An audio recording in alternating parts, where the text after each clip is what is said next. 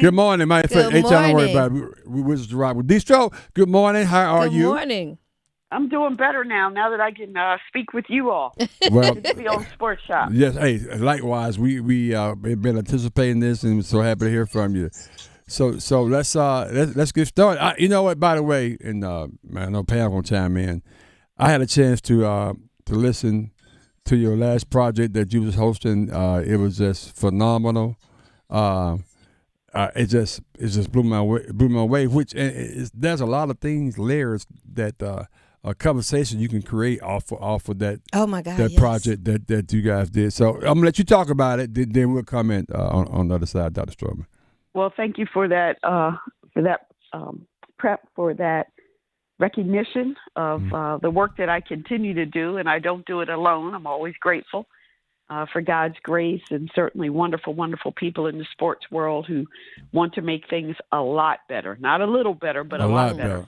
Yeah. And so having conversations just like you do, but bringing them to the public square, to the airwaves is always fun. And so I hosted a group of amazing women who are close to the game, to many sports. But I hosted a session called "Can You See Us?" Bringing reference to that gesture that's made. Yep. And talking about Black women athletes. And so I had Audra Smith, who played basketball at Virginia, who is currently the vice president for the Play for K fundraiser for the K-Yao Cancer Fund. I had Dr. Lori Martin, who is a sociologist professor at LSU and the faculty athletics rep at LSU.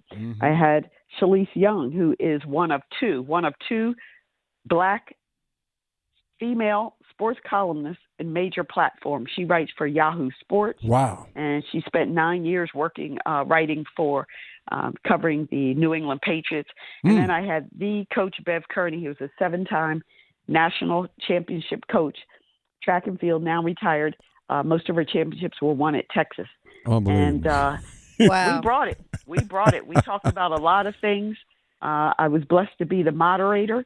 But I opened up talking about what was the good and the bad and the ugly of the Final Four, because that really triggered with nearly 10 million people watching, breaking all types of attendance records. And we shared everything from, I brought up the whole trash talking. You know, I'm old school. Oh, yeah. I've got a shift. So definitely would like to talk to you all about that. The gesturing, you're not tall enough, you're too short. To look, I'm getting ready to take a ring. So the commentary on that.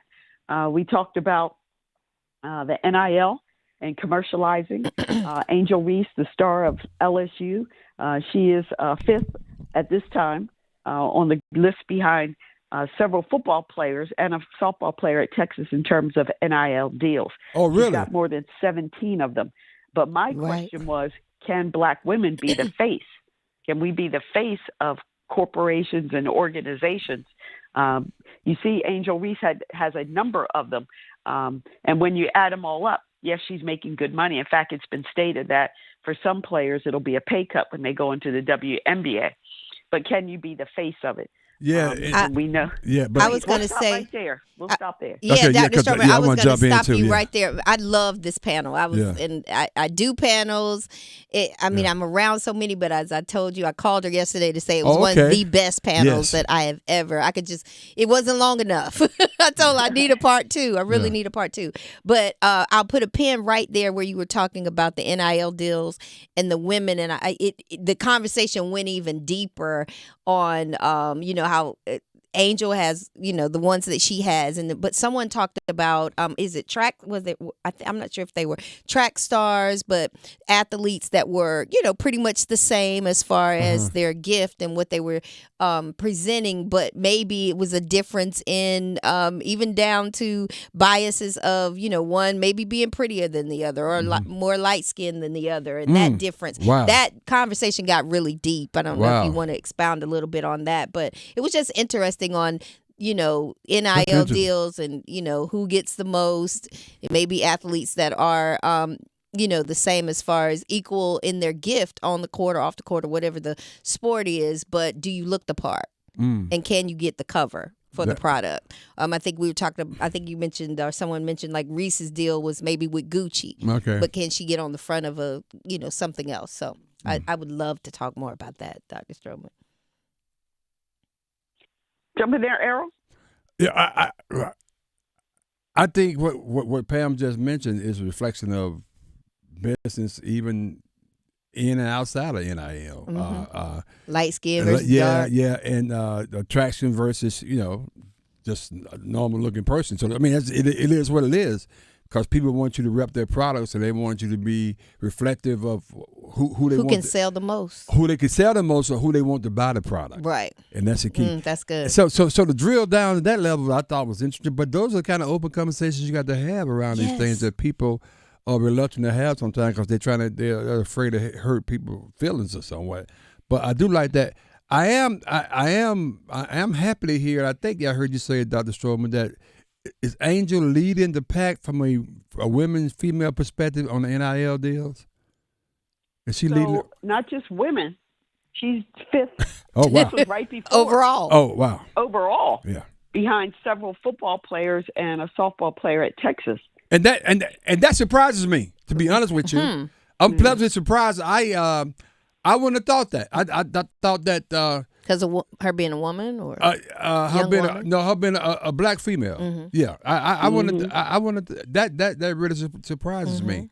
She's very attractive, but even with the backdrop of what this whole narrative about what's going on with you can't see me and all that kind of stuff, and people making it a black white. Yeah, then she says she's going to be outspoken because that's her voice.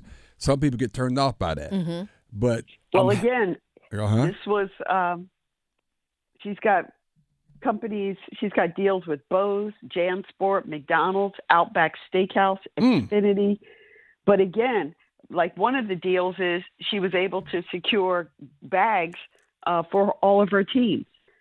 Things that make a difference, that are wonderful, but will you be the face? Will they put you on a flyer? Will they put you in a commercial? Wow. Will they give you the microphone and speak? That's a different type of marketing. Oh. That's the next level. Right, exactly. And so that's what we want to analyze. That's definitely. They can give you toys and assets, and especially when you're 20 years old. It's pretty cool to have a Coach bag or whatever, or Gucci bag too. Yeah, or a Bose headphones. That's pretty cool. But those are toys and trinkets. It's going to be interesting because, as we know, we all live in white culture. Yeah. And I'm not saying the white culture is good. I'm not saying it's bad, even though I've been debated and told that it's terrible. But the default in white culture is whiteness, right? Religious iconography. What does Adam and Eve look like? What does media and advertising? What about what's displayed in textbooks and things like that? It is white. Yes. And the more people of color assimilate to whiteness, the more benefits, the more advantages you get. That is and now interesting. We have stars of football, stars of basketball who are predominantly black. I mean, that's evidence. That's not a fact, right? Yeah. That's evidence. No, that's evidence. Yeah, sure. But unless look how amazing as Steph Curry is. He is light skinned, right? Yep. We can just go down the list, right? You have to be better than better, or as we say in our community, your ice has to be twice as cold, to get the same level as those who are white or those who are yellow or light skinned. Interesting. Right? LeBron has to be off the charts, right? Watching the game last night, the NBA playoff, Shai Gilgeous-Alexander. The guy just flat out can ball. Yes. Where's his marketing and branding? Yeah. In comparison to someone who might be at his same level. Right. These are the things when you put on your racial equity lens. These are the things we look at. And again, it's not to say that white people are bad or whatever. We're talking about systems. We're talking about institutions and how they reproduce outcomes where we have black people are at the top of the list of bad outcomes and at the bottom of the list of good outcomes. That's interesting. It's very systematic. We talk to Dr. Deborah Stroman, so we do each and every Throwback Thursday, and of course this is like every other Thursday. Just unbelievable conversation. Powerful. Because you know what? Because when I think about this, to be fair, I'm a dark-skinned brother, and I even think about growing up in a system where it was geared towards individuals that just even in education. In my era, growing up, I was a smart kid, but you get another kid that wasn't that smart. That was his complexion was lighter than mine. They pushed them more so than they pushed me. That's right. Because it just looked better. Despite your dimple. Right, it's like my dimple. I mean, really? I mean, like, damn. Maybe they didn't see that part, Dr. Stroman. but what I'm speaking to, and there are some people that's listeners of me are shaking their head because this is really true, and I think that's systematic. That's institutionalized to the point you just talked about, because it's not a favorable look for the people who are making decisions and who are dominating this society, and I think that's still an issue. But I grew up in an environment, so when you said that, it just resonated with me. Right. There's some research about Asian Americans that they more so than any other race, they're not the face of corporate America. And people say, oh, well, look at Silicon Valley. That's like an N of 4 or 5. Most CEOs, the face of these tech companies is not an Asian face. Right. Because it's not between the eye structure, between the color, the darker skin, it doesn't fit the mold of what we've been socialized and conditioned to believe, that white is the default, white is better. White is, peaceful. Wow. It's just all of that. And again, you don't have to believe me. Do the research. It's very, very clear. The other thing, and of course we have to discuss in this quick minute, is the power of the media in telling our story. So we talked about the media. Shalise was wonderful, providing analysis and who is actually in the boardroom, who is directing what stories get produced. Right. And again, I continue to give a shout out to Capital to have the sports shop. Oh, yes. Where Absolutely. It is, basically a black sports show that's open to anybody and everyone. Yep. But the fact to have black anchors, this is not normal. Oh no! That's right. But not normal. we've been riding this mantra of if you look at Totally and doing Drive Time, a sports talk radio show that's hosted by solely African Americans, we're the only ones in the country. It's still that way. Wow. It's still that way, which is good and which is bad. Right, you think about it. I mean, it should be more. But anyway, that's crazy. But it was an amazing time talking to these women. We got to keep the conversation, the connections that were made just with us, the 5 people there. We want to keep it going. We want to continue to elevate. We think there's a space, and I know Pam would agree for me, for the black female voice in sports.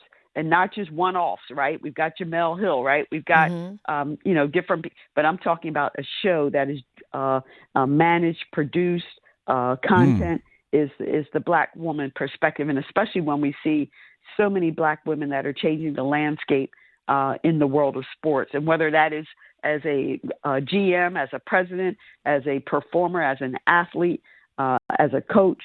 And so our stories, our perspectives need to be heard. Wow. Absolutely. Oh, man. So again, I appreciate Sports Shop for allowing me to come on and speak. Well, trust me, now people, we get comments all the time of these shows, but I think last week I can't remember what you talked about. I can't remember what we talked about this morning. But what we talked about last week, people like, but these shows came in strong, man. Exactly. And they respect you for that. But these shows, I do want to pause for a cause.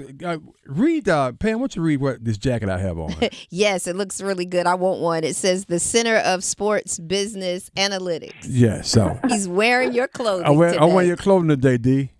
Absolutely. Well, I appreciate that. Any way that we can support one another with swag and apparel, we must do that. I'm waiting for my Pam was rocking a Sports Shop Under Armour shirt or something, and I was like, okay. Oh no, we gotta get you one. We gotta get you one of those. No, the boardrooms that you hang out in, the people you know, I want to make sure people know that you associate with us. Exactly. And I wanted to close talking to Dr. Stroman with one thing, a couple nuggets. There were so many nuggets that I pulled out there. I was just taking it. I had a whole notebook. But one of the things when you talk about keeping it going and controlling the narrative, I'm not sure which presenter, but they close with when you don't own what they say, it becomes less powerful. So what Reese was doing is, getting her narrative out there. So we have to do that, because when you don't own that and when you don't have that, then you become powerless. Wow. And the other thing that was said was, we don't, when what people think about you, it doesn't matter what they think about you. They cannot erase the greatness in you. And I just thought that was so powerful. Those were a couple nuggets that I pulled from the panelists. Well, thank you for that. Coach Bev Kearney continues to drop the pearls of wisdom. I closed out talking about being more of a giver than a taker, right? Because we all take. Yes. But every time you ask something from someone, and whether they say yes or say no, make sure you do not leave that conversation without asking, how can I help you? That is so powerful. How can I help you? Yeah, and so even powerful. if you're 17 years old, you're still in school, whatever, you can still help someone that is your elder, and it's appreciated.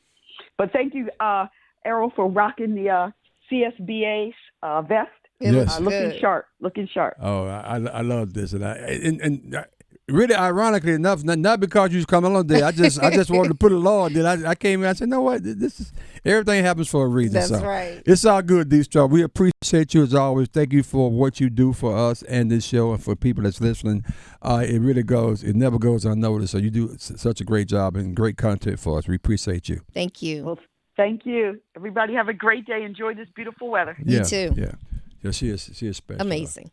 She's special. Just simply awesome. I mean, her and Brother White Boy back to back like that, we do. That's just we are blessed. We are blessed, and the thing is, they're generally good people too, and what they wear, what they feel, they'll tell you, and it's no they don't sugarcoat anything. It's straight up, and just they like walk that. that life. They walk walk it out.